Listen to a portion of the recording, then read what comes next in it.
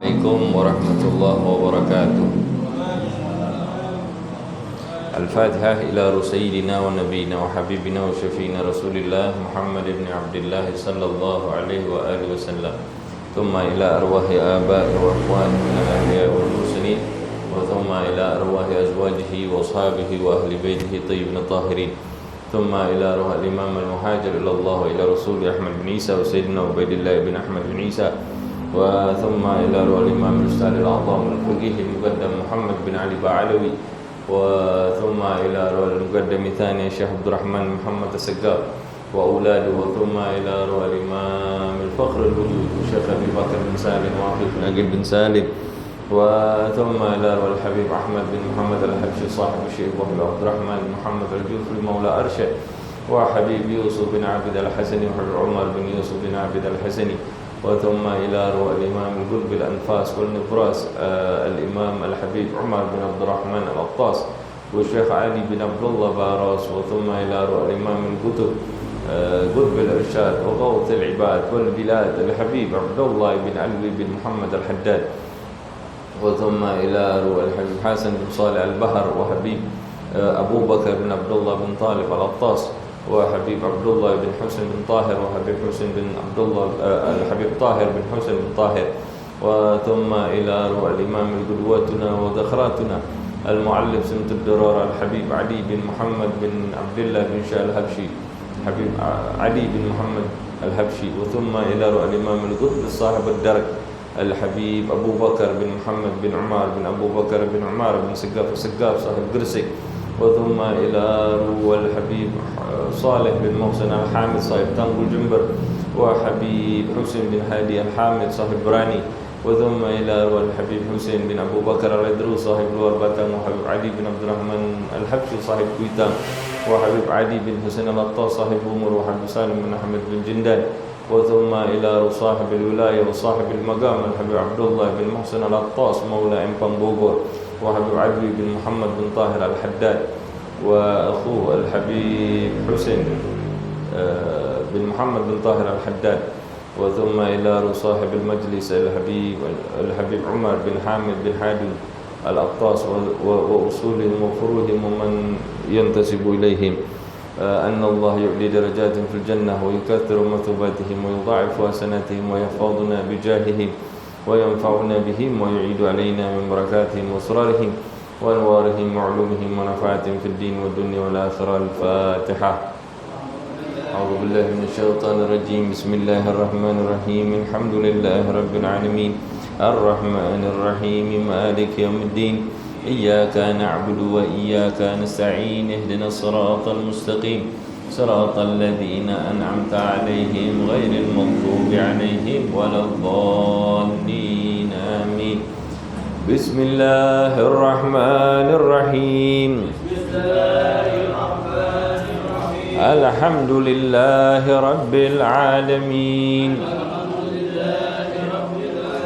نويت التعلم والتعليم والتذكر والتذكير والنفع والانتفاع والإفادة والاستفادة والحث على التمسك بكتاب الله وسنة رسوله والدعاء إلى الهدى والدلالة على الخير ابتغاء وجه الله ومرضاته وقربه وثوابه سبحانه وتعالى. الحمد لله الحمد لله الذي هدانا بعبده المختار من دعانا إليه بالإذن وقد نادانا لبيك يا من دلنا وحدانا. اللهم فصل وسلم وبارك وكرم وعظم على ذات المحمدية والآل واغفر لنا ما يكون وما قد كان. Subhanaka la ilma lana illa ma 'allamtana innaka antal alimul hakim. Rabbi shrah li sadri wa yassir li amri wahlul 'uqdatan min lisani yafqahu qawli. Amma ba'd.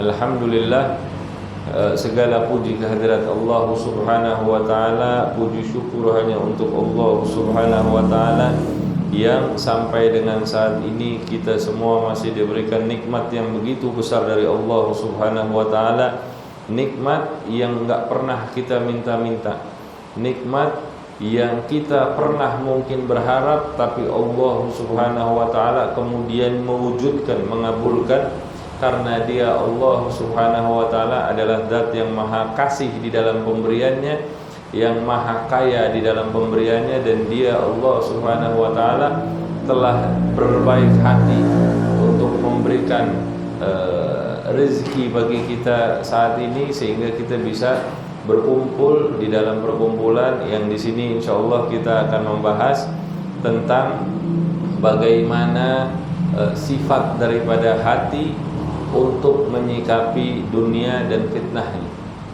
Kita akan lanjutkan pembahasan kita tentang hal tersebut.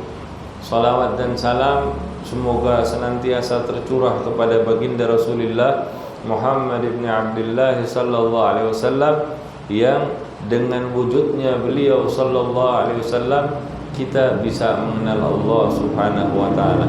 Kita mengenal zatnya Allah, kita mengenal kasih sayangnya Allah, kita mengenal kelembutan ketentuan Allah Subhanahu wa taala, yang tanpa beliau sallallahu alaihi wasallam mungkin kita akan berada di dalam lembah kegelapan, di dalam lembah kebodohan, di dalam lembah kenistaan, tidak mengetahui siapa Allah, tidak mengetahui apa yang Allah tetapkan di dalam kehidupan kita adalah sesuatu yang merupakan kebaikan dari Allah Subhanahu wa taala. Demikian juga salawat dan salam semoga tercurah kepada keluarga beliau dan kepada para sahabat beliau dan juga kepada para pengikut beliau yang tetap setia di dalam ittiba, di dalam peneladanan terhadap syariat beliau, terhadap pemahaman beliau yang kita wariskan dari guru ke guru, dari guru ke guru sampai kepada baginda Rasulullah sallallahu alaihi wasallam. Semoga kita semua dicatat sebagai orang-orang yang berada di barisannya Rasulullah sallallahu alaihi wasallam di hari kiamat kelak. Amin ya rabbal alamin. Pada pertemuan kita sebelumnya kita sudah membahas tentang sifat daripada dunia dan fitnahnya. Dikatakan oleh Syekh Abu Bakar bin Salim, wahai saudaraku, kita ini dipanggil sama Syekh Abu Bakar bin Salim, wahai saudaraku, wa alaika ya akhi, dan bagi kalian wahai saudaraku, hendaklah kita, kamu nih, kita meninggalkan kesenangan dunia baik zahir maupun batin, yaitu kesenangan yang disebabkan oleh hawa nafsu, bukan sembarang kesenangan, tapi kesenangan yang disebabkan oleh hawa nafsu yang membuat hati kita lalai daripada akhirat, yang membuat hati kita lalai daripada Allah, dan kesenangan itu membuat hati kita cenderung terikat kepada dunia. Hal-hal yang seperti itu, kesenangan yang seperti itu, kata Syekh Abu Bakar bin Salim, tinggalkan, baik zahir maupun batin.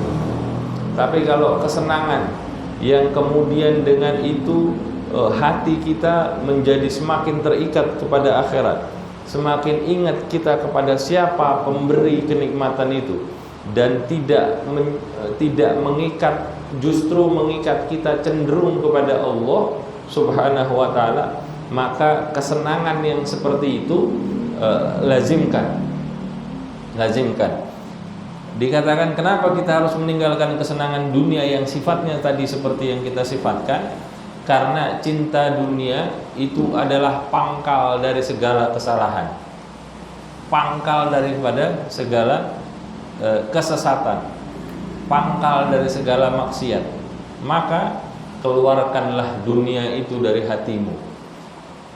Karena cinta kepada dunia dan cinta kepada Allah Subhanahu wa taala itu tidak akan berkumpul di dalam satu hati, nggak akan berkumpul di dalam satu wadah.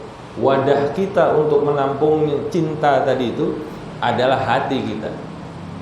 Sebagaimana air dan api itu nggak akan bisa nyampur berkumpul di dalam satu wadah. Sebagian ulama mengatakan mensifatkan nggak mungkin air dan udara berkumpul di satu tempat, di satu wadah. Karena begitu wadah itu kosong, pasti dia terisi dengan udara. Tapi begitu dia terisi air, udaranya hilang, wadahnya terisi dengan air. Nggak mungkin dia bercampur menjadi satu. Sementara dikatakan orang yang mencari dunia adalah orang yang hina di sisi Allah Subhanahu wa ta'ala, dan hina di sisi makhluknya Allah Subhanahu wa ta'ala.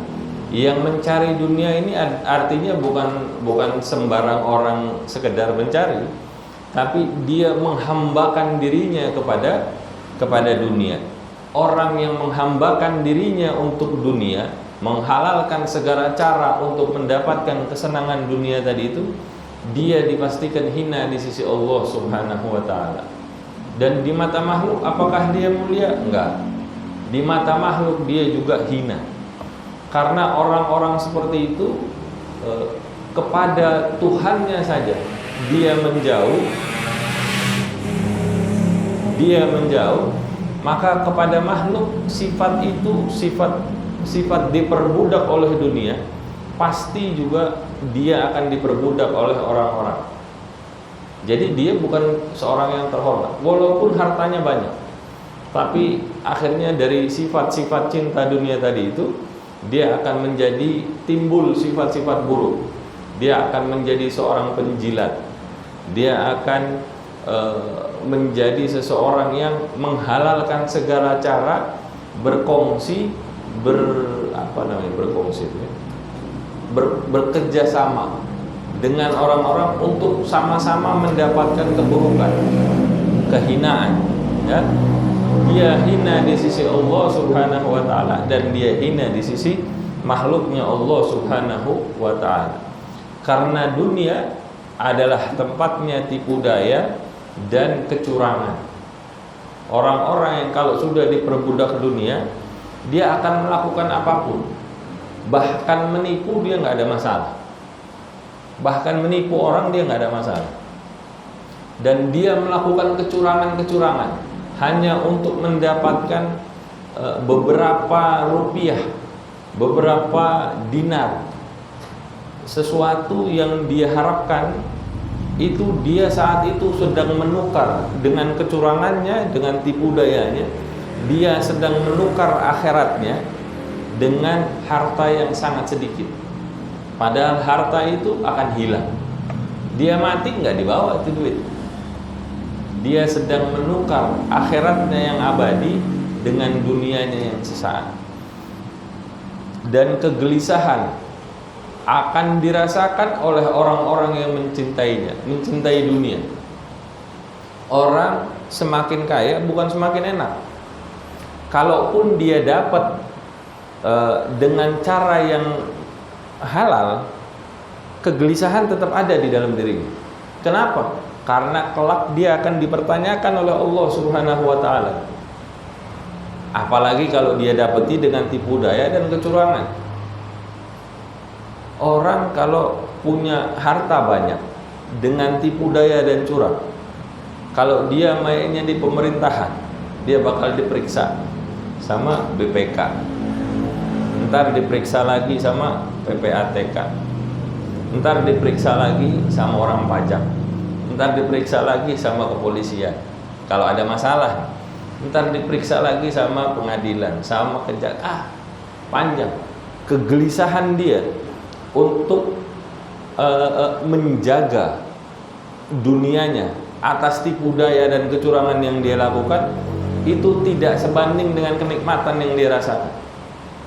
Dikatakan oleh Habib Abdullah Haddad, kalau kita tahu tentang kegelisahan, kegundahan yang dirasakan oleh orang yang cinta terhadap dunia ini, yang melakukan segala macam cara untuk dunianya ini, untuk mendapatkannya dan untuk menjaganya, itu kalau kita tahu susahnya, itu tidak sebanding dengan kenikmatan yang dia rasakan. Ya. Dan itu kata Syekh Abu Bakar bin Salim, kegelisahan itu akan dirasakan oleh orang-orang yang mencintainya, maka istirahatkanlah hatimu dengan meninggalkan. Karena zuhud terhadap dunia itu bisa membuat hati tenang. Ya, pahami bahwa artinya ini tidak seletterlek itu ya. Tapi perlu kita pahami nih pemahaman ini, lihat konteksnya. Ya, dunia yang menguasai hati itu dinamakan cinta terhadap dunia. Ada orang yang nyari dunia, tapi hatinya tidak terikat dengan dunia. Dia dapat syukur, dia nggak dapat, itu tidak melalaikan dia dari Allah Subhanahu wa ta'ala. Ada orang yang begitu. Tapi ada dunia yang menguasai hati seseorang sehingga dia dikatakan hubud dunia. Nah, itulah yang dilarang oleh yang dimaksud di dalam perkataan ini. Tapi kalau dia nyari dunia, dia dapatkan hartanya, dia dapatkan kedudukannya dengan usaha-usaha yang baik, dan hal itu tidak melalaikan dia dari Allah Subhanahu wa ta'ala, tidak melalaikan dia dari akhirat, bahkan mungkin menambah rasa syukurnya kepada Allah Subhanahu wa ta'ala. Bahkan mungkin dengan itu dia bisa berkontribusi banyak buat orang-orang muslim, bahkan menumbuhkan tadi rasa syukurnya kepada sang pemberi, yaitu Allah Subhanahu wa ta'ala. Maka hal-hal yang seperti itu tidak terlarang. Ya. Nabi Muhammad SAW, pemimpin daripada kita semua, beliau bersabda, ad-dunya, bahwa dunia itu rumah man la daralah, rumah buat orang yang nggak punya rumah. Artinya apa nih? Kok rumah buat orang yang nggak punya rumah? Ntar ada orang yang nggak punya rumah bilang, ya sudah kalau begitu kita urusin aja dunia kita. Nggak gitu. Rumah kita yang hakiki itu bukan di dunia. Dunia kita adalah akhirat. Siapa orang yang mukmin, yang percaya kepada Allah Subhanahu wa ta'ala, beriman kepada Allah, beriman kepada Rasulullah, beriman kepada kitab, beriman kepada malaikat, beriman kepada hari akhir, beriman kepada qadha baik dan buruk semua berasal dari Allah, maka bagi mereka dunianya adalah akhiratnya kelak. Tapi kalau dia nggak percaya dengan akhiratnya kelak, nah maka dunia adalah rumah buat dia, karena dia nggak punya rumah, nggak ada tempat kembalinya nanti ketika dia wafat. Ad-dunya daru man la daralah wa yajma'uha man la aqlalah. Dan mengumpulkan dunia, wa yajma'uha, dan mengumpulkannya, yaitu dunia tadi, adalah bagi man la aqlalah, adalah bagi mereka yang tidak memiliki akal. Sudah tahu kehidupan kita yang abadi, rumah kita yang sebetulnya itu adalah akhirat, maka kalau dia masih pusing sampai menghalalkan segala cara untuk urusan dunianya, maka bagaimana orang seperti itu bisa dibilang berakal? Orang yang berlomba-lomba menghalalkan segala cara dengan tipu daya dan kecurangan untuk mengumpulkan dunia, maka di mana dia dikatakan berakal? Padahal dia tahu bahwa apa yang dia kumpulkan kelak akan dihitung sama Allah, diperhitungkan sama Allah Subhanahu wa ta'ala. Kelak dia akan mempertanggungjawabkan itu di hadapan Allah Subhanahu wa ta'ala. Wa dunya aduwwatullahi wa aduwwatu awliyaih. Dan dunia itu adalah musuh dari Allah Subhanahu wa ta'ala. Dunia itu adalah musuh bagi Allah Subhanahu wa ta'ala. Allah punya musuh. Maksudnya orang yang mencari dunia dia itu sedang bermusuhan dengan Allah. Sedang bermusuhan dengan Allah karena dia menduakan Allah. Tujuannya bukan kepada Allah tapi justru kepada dunia. Dan orang-orang yang mengenal Allah sudah menyatakan permusuhannya dengan dunia. Mereka nggak pusing. Mereka usaha, ikhtiar, berpikir tentang apa yang mereka usahakan untuk dunia, ya mereka pikirkan dengan baik. Mereka usahakan, mereka berusaha dengan sebaik-baiknya. Tapi tujuan daripada itu bukan untuk sekedar dunia, tapi untuk mendekatkan dirinya kepada Allah Subhanahu wa ta'ala. Kita kerja dari pagi sampai malam misalnya. Tujuan kita apa? Nyari duit yang banyak. Kalau sekedar kita mencari uang yang banyak, maka apa yang kita dapatkan itu adalah tujuan kita kepada dunia.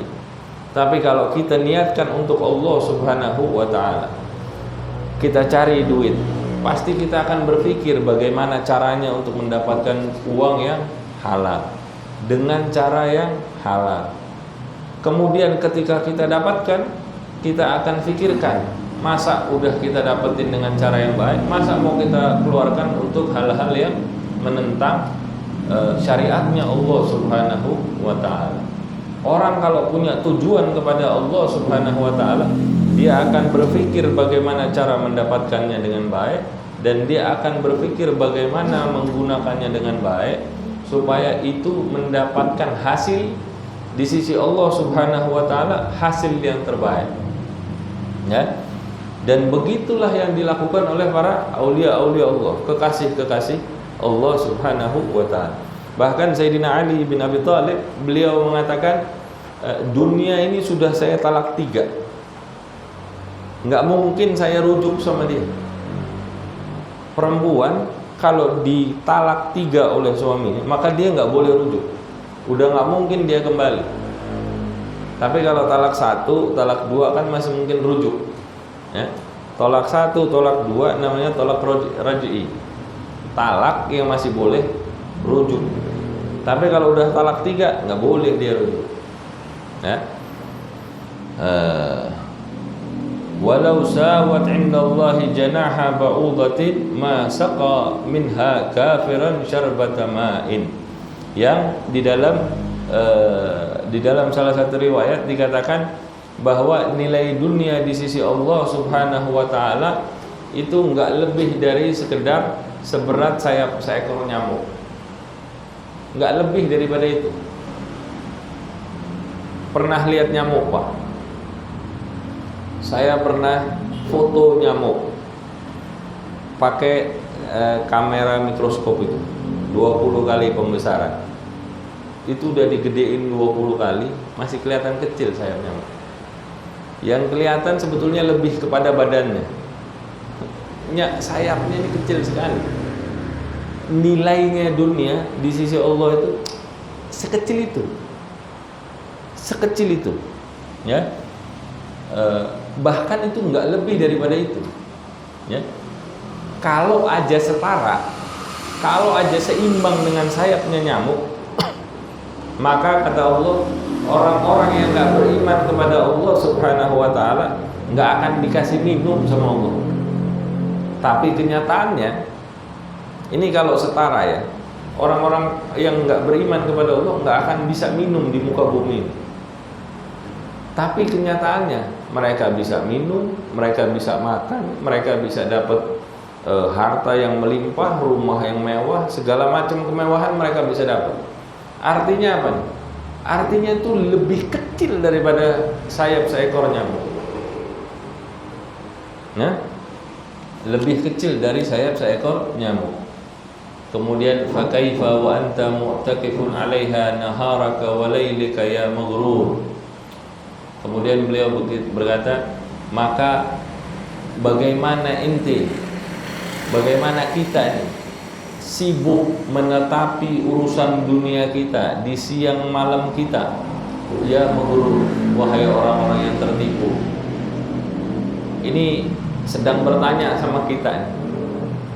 Sekarang kita lagi ditanya, hati kita bisa menjawab bagaimana nih keadaan kita terhadap kita nih menetapi urusan dunia kita nih siang malam. Urusan dunia kita ini apakah kita termasuk orang-orang yang tertipu apa enggak? Enggak usah dijawab, dipikirkan aja, direnungkan. Wa qad ja'alaha Allahu ta'ala li'ibadihi shalihin khadimatan lahum. Faqala, padahal Allah Subhanahu wa ta'ala telah menjadikan dunia sebagai pelayan bagi hamba-hambanya yang saleh. Faqala, dan Allah Subhanahu wa ta'ala mengatakan di dalam salah satu hadits qudsi, man khadamana, siapa orang, ini sedang berkata kepada dunia, man khadamana fakhdumi, siapa orang yang berkhidmat kepada kami, kepada Allah Subhanahu wa ta'ala, wahai dunia, berkhidmatlah kepadanya. Siapa orang yang mencari Allah Subhanahu wa ta'ala, berkhidmat kepada Allah, menatapkan wajahnya ke jalan Allah Subhanahu wa ta'ala, orang-orang yang begitu Allah memerintahkan kepada dunia, berkhidmatlah kepada orang-orang ini. Wa man khadamaki, tapi wahai dunia, siapa orang yang berkhidmat kepadamu, fastakhdimi, maka perbudaklah dia, jadikan dia berkhidmat kepadamu. Siapa orang yang berkhidmat kepada Allah, dunia akan berkhidmat kepada orang itu. Tapi siapa orang yang berkhidmat kepada dunia, maka dunia perbudaklah orang ini. Perbudaklah. Maka lihat bagaimana perbedaan yang sangat besar, kata Syekh Abu Bakar bin Salim, antara keduanya.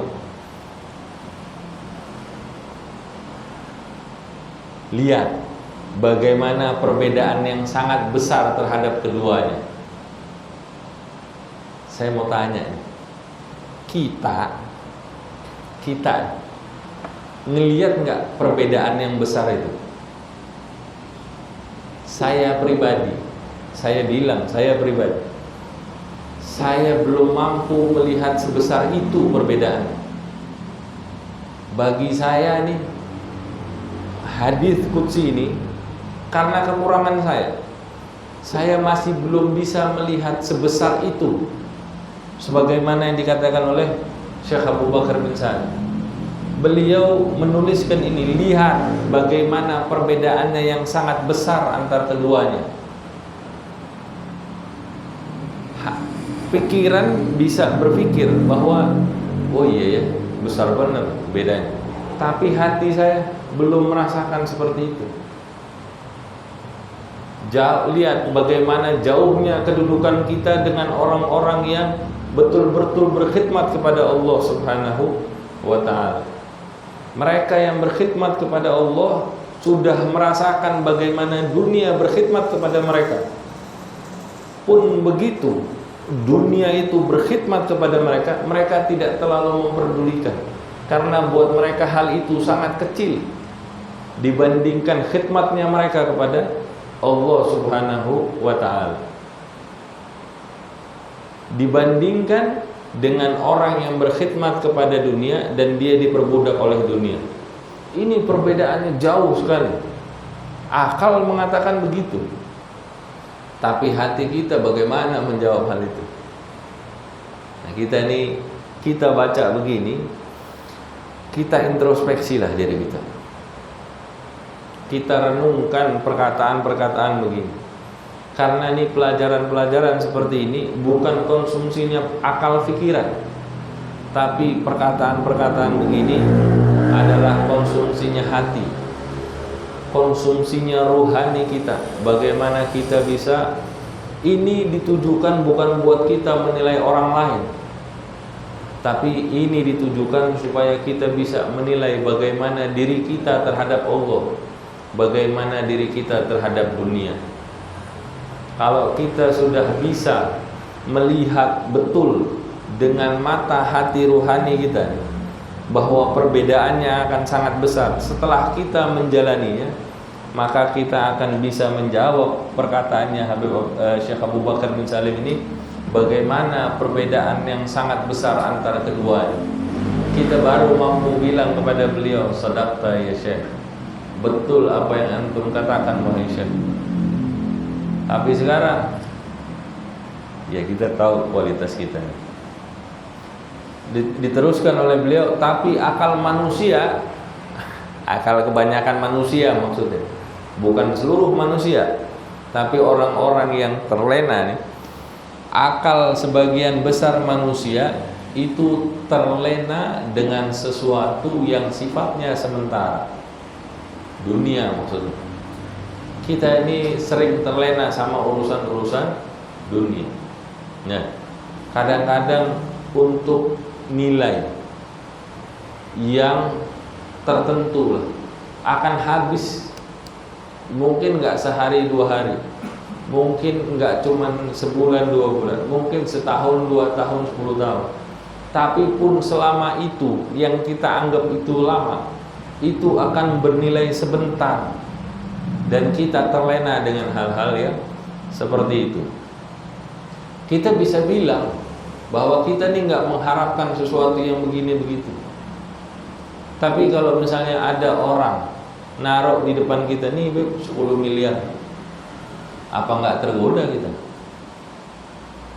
Jangan meremehkan orang-orang yang menurut kita mungkin keadaannya buruk.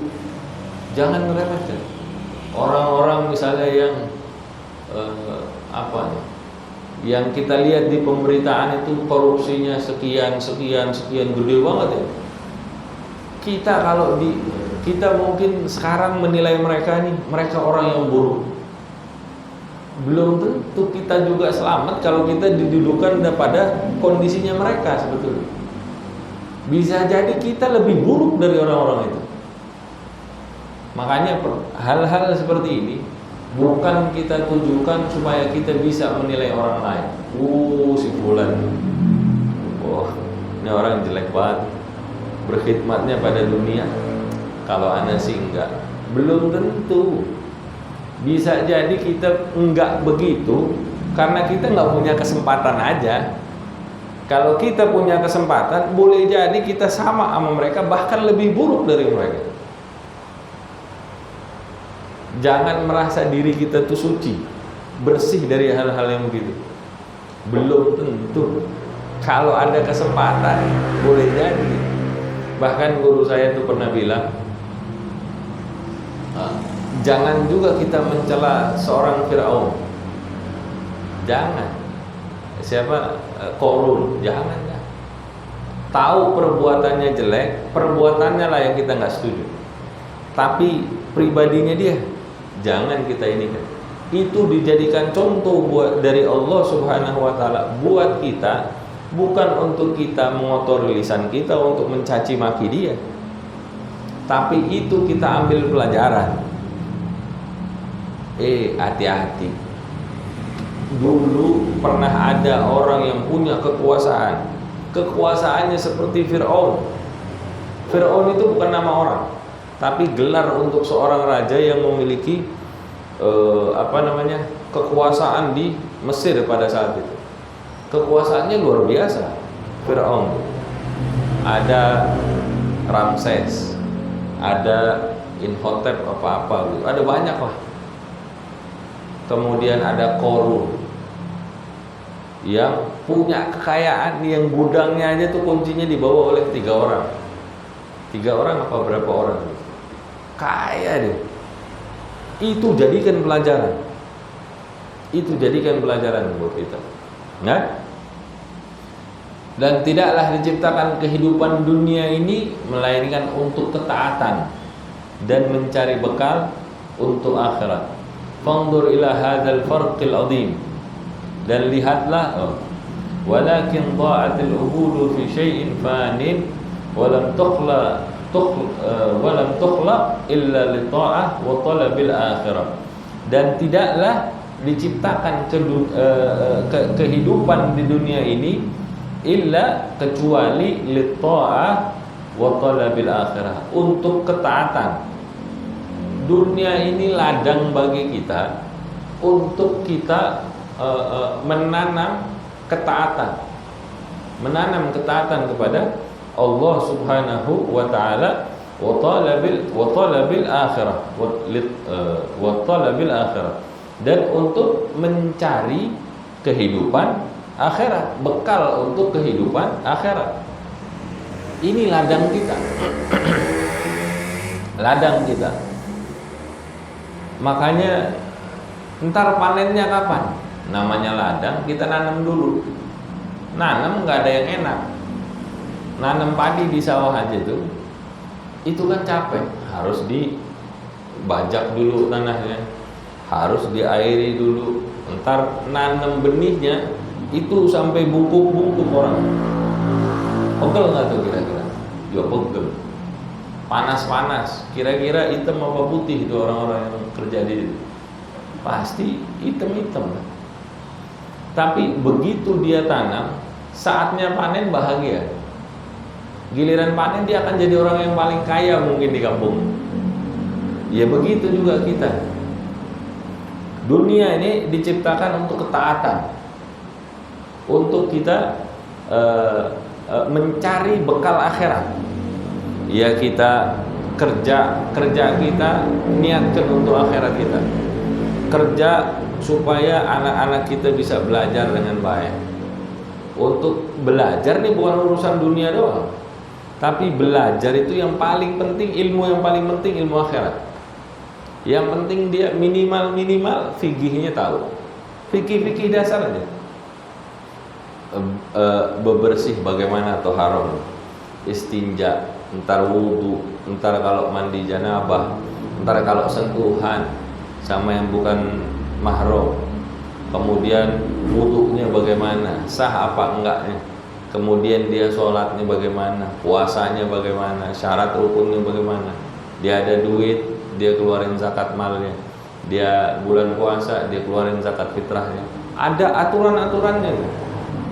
Itu dipelajari dulu minimal itu. Kemudian kalau dia punya duit dia umroh, bukan cuma punya duit terus bisa umroh, bukan cuma punya duit terus dia bisa haji, tapi dia juga belajar. Yang dibilang istitoah itu bukan cuma dia punya duit buat berangkat sama buat ninggalin orang yang dia tinggalkan, kasih bekalnya. Ini ente anak tinggal 2 bulan ya, 3 bulan ya. Orang-orang dulu kan bisa sampai 3 bulan. Ini bekal untuk 3 bulan. Ini saya mau berangkat. Udah gitu, nggak cukup. Salah satunya juga harus punya ilmunya, baru tuh istitoah. Minimal nggak punya ilmunya, belajar walaupun cuma sekedar manasiknya. Belajar, istitoah baru, ya.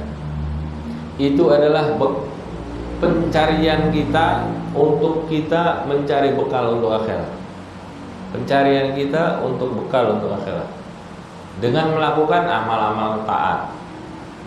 Belajar begini nih, ini juga bagian dari ketaatan, ya. Li'annahu qad dhamina lahum birrizqil jami' fakun kamagil sum'anid dunya waj'al fitrakal akhirah, ya. Sebab Allah Subhanahu wa taala yakin bil yakin bahwa Allah Subhanahu wa taala telah menjamin rezeki dari seluruh makhluk. Kita nggak usah terlalu pusing. Yang kita lakukan adalah ikhtiar kita, adab kita untuk menjemput rezeki yang sudah Allah tentukan. Kalau kita nggak kerja, kira-kira rezeki itu tetap datang apa enggak? Rezeki itu kalau sudah ditentukan sama Allah, kita mau kerja, kita nggak kerja, tetap datang itu rezeki. Cuman kalau orang cuma santai-santai mengharapkan rezeki dari Allah, datang nggak rezeki buat dia? Datang kok. Kalau emang itu sudah ditentukan, datang dia. Cuman kan kita ini harus punya adab. Kita ini hamba. Allah itu penguasa. Allah itu penguasa kita. Yang nyiptain kita itu Allah. Makanya terhadap rezeki yang sudah Allah tentukan, adab kita sebagai seorang hamba Itu adalah berusaha. Itu adalah bagian dari adab kita untuk menjemput rezekinya Allah. Allah akan lebih senang melihat hamba-hambanya yang mau berusaha. Allah, walaupun orang itu nggak beriman, walaupun orang itu tidak beriman kepada Allah, Allah tetap kasih rezeki sama dia. Orang yang beriman, yang nggak mau kerja, malas segala macam, Allah kasih rezeki buat dia. Tetap Allah kasih rezeki. Jangankan manusia, binatang kecil di dalam tanah itu, Allah kasih rezeki buat mereka. Tetap cicak yang ada di dinding ini, yang diam-diam merayap itu makanannya hewan yang terbang. Hewan yang terbang, dia nggak bisa terbang, hidupnya nempel di dinding. Makan nggak dia? Makan. Rizki yang Allah tentukan pasti datang kepada dia. Imam Haddad itu di dalam salah satu di dalam salah satu gosidahnya itu, saya lupa sebentar ya. Di dalam salah satu gosidahnya Imam Haddad itu bilang, judul gosidahnya itu Ilzam Babarabab.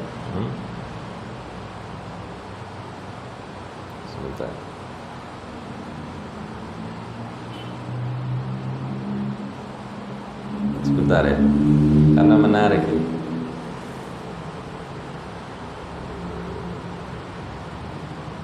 Kalau nggak salah saya masih nyimpen itu gosidahnya. Ini.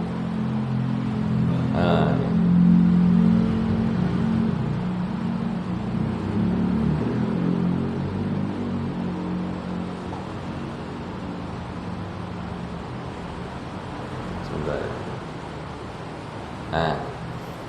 Dhamin ta'ala berizqil qawam. Sungguh Allah subhanahu wa ta'ala telah menjamin semua rezeki daripada hambanya fil kitabil munazzal, di dalam kitab yang sudah diturunkan, nuran lil anam, sebagai petunjuk bagi manusia. La yaktsuru hammu ma quddir yakun. Jangan merasa gundah, apa yang sudah Allah tetapkan pasti akan terjadi. Rezeki itu sudah ditulis sama Allah, sudah tertulis, dan pena itu sudah terangkat, istilahnya begitu. Penanya sudah terangkat. Jadi ini udah ditetapkan. Apa yang sudah Allah tetapkan pasti akan terjadi. Apa yang tidak Allah tentukan buat kita nggak mungkin terjadi. Itu rezeki. Mau kita jungkir balik bagaimana? Kalau itu tidak Allah tetapkan, ya sudah nggak akan terjadi. Nah terus kita bagaimana sebagai manusia? Loh, kalau ente harus jungkir balik mendapatkan rezeki itu, tapi kita bertujuan kepada Allah subhanahu wa ta'ala, walaupun kita jungkir balik, harus kita jungkir balik. Misalnya buat anak sekolah, buat keperluan rumah tangga yang wajib-wajib, kita jungkir balik untuk dapat rezeki itu, ya kita jungkir balik. Tapi itu kalau tidak ditentukan, ya kita nggak bakal dapat. Terus usahanya apa sia-sia? Enggak sia-sia. Usaha kita untuk mendapatkan itu, jungkir baliknya kita, itu dihargai oleh Allah subhanahu wa ta'ala. Dilihat nih hamba ini beradab kepada Allah subhanahu wa ta'ala. Dia nggak dapat di dunia, dia bakal dapat di akhirat. Percaya apa enggak? Nah itulah bagian daripada keimanan.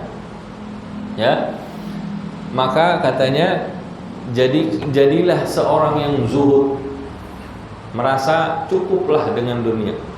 Usaha terbaik, tapi merasa cukuplah. Apapun yang terjadi, apapun yang sudah Allah tetapkan, ya sudah. Merasa cukup aja dengan hal itu. Enggak usah pusing-pusing. La yakturu hammu. Enggak usah terlalu gelisah di dalam hati, gundah. Ma quddir yakun. Apa yang sudah ditetapkan pasti terjadi. Ya.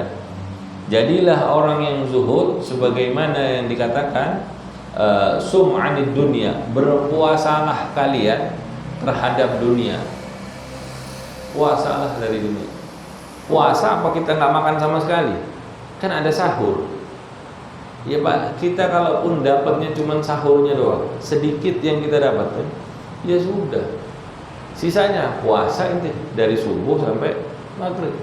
Puasa dari dunia. Nanti bukanya waj'al fitraka, dan berbukalah di akhirat.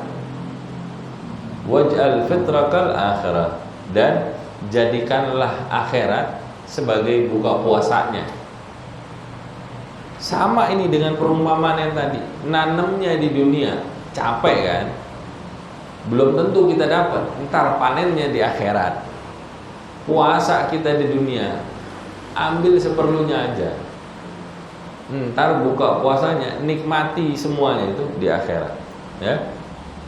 Wa qultu bidzalik, dan aku, kata Syekh Abu Bakar bin Salim, berkata tentang hal yang seperti ini, bangunlah wahai orang yang tertipu.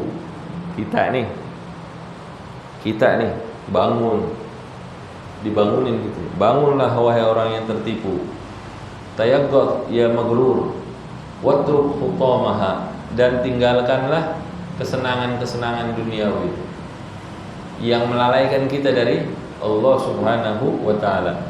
Fahiya darul fan, karena dunia, dia itu, yaitu dunia itu, darul fan, rumah yang fana, tempat yang sementara, tempat tinggal sementara. Berapa lama sih usianya seseorang itu untuk tinggal di dunia? Seandainya ini adalah rumah, berapa lama kita tinggal di rumah ini? Gak ada yang beli di dunia ini, semuanya kontrak. Ada masa waktunya. Masa waktunya adalah masa hidup kita di dunia. Fahiya darul fan, la baqa li na'imiha. Enggak ada kenikmatan-kenikmatannya yang abadi. Ente seneng makan makanan ini, enak, luar biasa. Berapa lama kita ngerasain nikmatnya itu? Paling 5 menit, 10 menit saja. Setelah itu apa masih berasa? Setelah itu apa masih berasa kenikmatannya? Enggak. Tanya tuh orang yang suka minum minuman keras, yang suka obat-obatan, senengnya mereka saat itu emang berapa lama? Sejam, 2 jam, semalaman. Habis itu hilang. Bahkan kalau itu sampai sakau, sampai berasa nggak enak gitu, nggak enak dia, nggak ada yang abadi. La baqa li naimiha wa talibuha, dan orang yang sibuk mencarinya, mencari dunia, fi natniha in yashummaha, sesungguhnya orang yang sibuk mencari dunia itu baunya nggak enak. Baunya nggak enak, aromanya busuk, aromanya nggak enak. Wa wafagani galbi, dan hatiku telah bersepakat, hati beliau. Wa wafagani galbi, hatiku telah bersepakat ala tarki kulliha, untuk meninggalkan seluruhnya. Ditinggalkan kenikmatan dunia itu seluruhnya. Karena sekali lagi, dia Syekh Abu Bakar bin Salim, sang penulis kitab ini, sudah mengerti perbedaannya antara orang yang berkhidmat kepada Allah dan orang yang berkhidmat kepada dunia. Dia, kalau kita mungkin kalau sudah sampai di kedudukan seperti beliau, insyaallah amin, ketika kita sudah menikmati khidmat kita kepada Allah Subhanahu wa taala, kenikmatan-kenikmatan dunia itu ketika mencapai diri kita, nggak akan kita hiraukan, karena nggak sebanding, sama sekali nggak sebanding. Katanya tadi jauh bedanya, jauh bedanya. Jauh beda. Syekh Abu Bakar bin Salim nih, di riwayat hidupnya bukan orang yang miskin. Dapurnya itu buka 24 jam. Buat apa? Buat menjamu tamu-tamunya 24 jam. Dapurnya itu nggak pernah mati apinya. Terus karena tamu-tamunya banyak. Tapi kebiasaannya beliau bangun sholat subuh dengan wudu sholat isyaknya. Artinya apa? Satu, dia nggak tidur di waktu malam. Yang kedua, dia nggak berhadas. Nggak berhadas. Kalau orang yang nggak berhadas, itu artinya makannya sedikit, minumnya sedikit. Dan di riwayat hidupnya beliau, itu dia itu dari kota Lisik sampai Tarim, itu dia biasa menimba air untuk orang yang wudu di masjid-masjidnya, sama buat minum hewan-hewan tunggangan.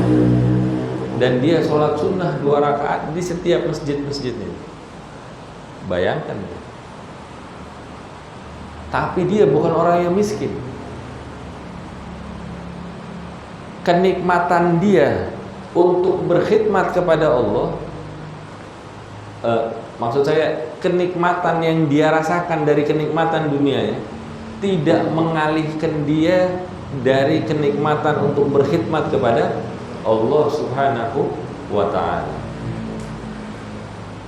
Semakin berasa ya jauhnya kondisi kita dengan kondisi beliau. Tapi dikatakan oleh Habib Ali Habsyi, "I'rifil haq li ahlil haq wasluk ma'hum." Kenalilah sang hak Allah Subhanahu wa ta'ala, i'rifil haq li ahlil haq, melalui jalannya orang-orang yang sudah mengenal Allah Subhanahu wa ta'ala. Nah, ini kita mengenal jalan orang-orang yang sudah kenal kepada Allah Subhanahu wa ta'ala. Kita mengenal Allah melalui jalannya mereka, melalui pemahamannya mereka, melalui hal-hal yang mereka perbuat, pandangan mereka terhadap dunia dan pandangan mereka terhadap Allah Subhanahu wa ta'ala. Enggak berhenti sampai di pengenalan, kata Habib Ali Habsyi. I'rifil haq li ahlil haq wasluk ma'hum. Jalan bersama dengan mereka, jalan di jalannya mereka. Maka yang kita lakukan sekarang, kita berusaha, kita gugah hati kita, minimal kita kenalkan di dalam hati kita pengenalan terhadap Allah melalui jalannya mereka. Kita kenalkan dulu jalannya. Kalau kita mau jalan sama mereka, kita harus tahu dulu nih jalannya begini. Inti kalau urusan dunia begini, urusan akhirat begitu. Kita kenalin, kita kenalkan dulu hati kita. Kita gugah akal kita gugah hati kita gugah seluruh indera kita. Tapi bukan indera ini ya. Seluruh indera kita ini, tangan, mata, kaki, kepala, semua kita kenalin dulu. Setelah mereka kenal, wasluk ma'hum, jalan bersama dengan mereka di jalannya mereka. Kan kita nggak sezaman, ya kita nggak sezaman memang, tapi kita masih bisa menemukan jejak langkahnya mereka karena kita kenal jalannya, kita tahu jalannya. Wa qala ba'dhum, dan sebagian orang-orang saleh mereka berkata, "Lau kanatid dunya min dhahabin yafna." Kalau aja dunia itu terbuat min dhahabin, dari emas, yafna, yang akan lenyap, wal akhiratu min khazafin yabqa, dan akhirat itu terbuat dari tanah liat yang kekal. Dunia dari emas tapi akan lenyap, dan akhirat itu tanah liat tapi abadi. Maka mana yang akan kita pilih?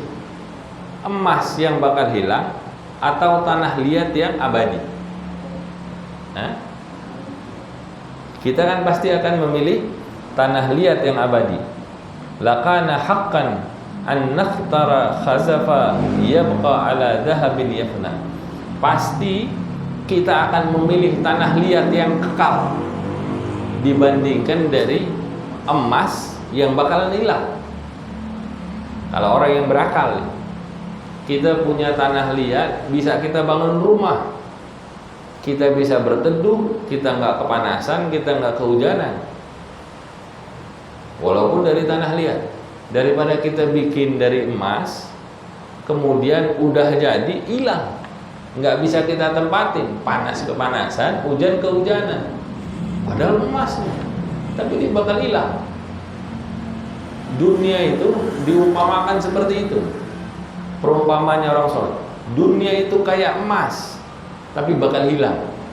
Sedangkan akhirat itu seperti tanah liat, tapi abadi, kekal.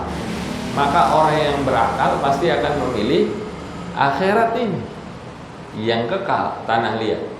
Padahal fakaifa wal amru bil aks. Padahal kenyataannya itu terbalik. Dunia ini tanah liat yang bakalan hilang, sedangkan akhirat itu adalah emas yang abadi. Kalau orang yang berakal, dia pasti akan memilih emas lagi abadi, kan gitu. Kalau kita kan kalau suka ditanya mau mana, emas yang akan hilang apa tanah liat yang akan abadi. Sebagian orang tuh kalau bercanda pasti dia, ya saya milih emas yang abadi, beb.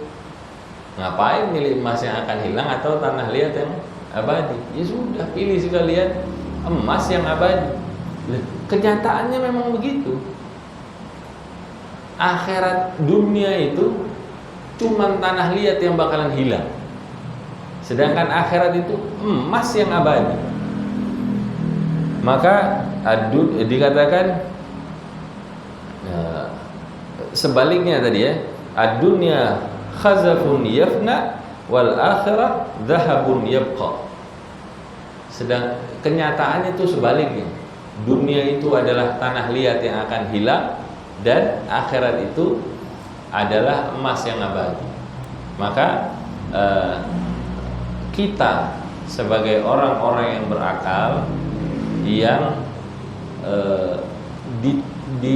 diajak berbicara oleh Syekh Abu Bakar bin Salim di dalam pembahasan kita kali ini, yuk sama-sama kita renungkan perkataan-perkataan beliau bahwa kita hakikatnya masih perlu banyak bebenah hati untuk memperbaiki cara pandang kita terhadap dunia, terhadap keinginan kita terhadapnya, dan bagaimana sifat zuhud itu dan bagaimana usaha kita untuk menjalaninya.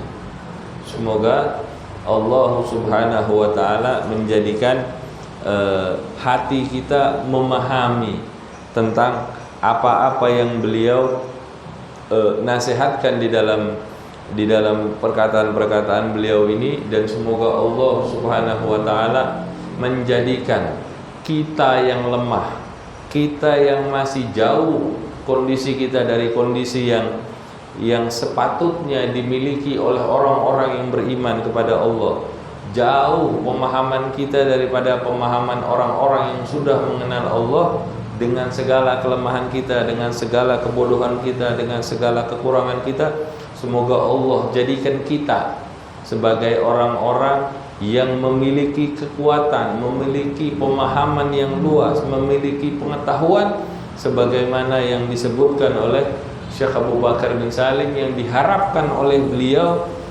ketika beliau menuliskan kitab ini. Semoga Allah menjadikan kita sebagai orang-orang yang mengikuti jalannya Syekh Abu Bakar bin Salim. Semoga Allah menjadikan kita menjadi orang-orang yang mengenal tentang Allah Subhanahu wa ta'ala, dan semoga dengan keberkahannya Syekh Abu Bakar bin Salim kita mendapatkan syafaatnya Allah syafaat dari Nabi Muhammad SAW kelak di hari akhir, walaupun kita belum mampu untuk mencapai kebenaran Allah Subhanahu wa taala, namun Allah jadikan kita wafat di dalam jalannya mereka, dan semoga Allah menarik kita semua dari jauhnya kita terhadap kebenaran itu. Allah tarik kita untuk kita menjadi berdekatan dengan al-haq, dengan Allah Subhanahu wa taala, berkah daripada Syekh Abu Bakar bin Salim ala hadhihi niyyah wa li kulli niyatin salihah wa ila hadratin nabi Muhammadin sallallahu alaihi wasallam bi surah al-Fatihah. Bismillahirrahmanirrahim. Alhamdulillahirrahmanirrahim. Iyyaka na'budu wa iyyaka nasta'in. Ihdinas siratal mustaqim. Siratal ladzina an'amta 'alaihim ghairil maghdubi 'alaihim waladdallin. Amin. Ya Rabbana tarafna bi annana tarafna wa annana ashrafna ala ladha ashrafna fatub alaina tawba taghsil li kulli hawba wastur lana al-awrati wa amin ar-rawati waghfir li walidina Rabbi wa mauludina wal ahli wal ikhwani wa sairil khillani wa kulli mahabba aw jiratin aw suhba wal muslimina ajma amin. Rabbi isma fadlan wa judan manna la biktisabin minna بالمصطفى الرسول نهضى بكل سوني صلى وسلم ربي عليه عد الحق وآله وصحبه عداد السحب والحمد لله في البدء والتناهي. سبحانك اللهم وبحمدك asyhadu an la ilaha illa anta astaghfiruka wa atubu ilaih. Kurang lebihnya dari saya mohon maaf. Wal afu minkum. Wassalamualaikum warahmatullahi wabarakatuh.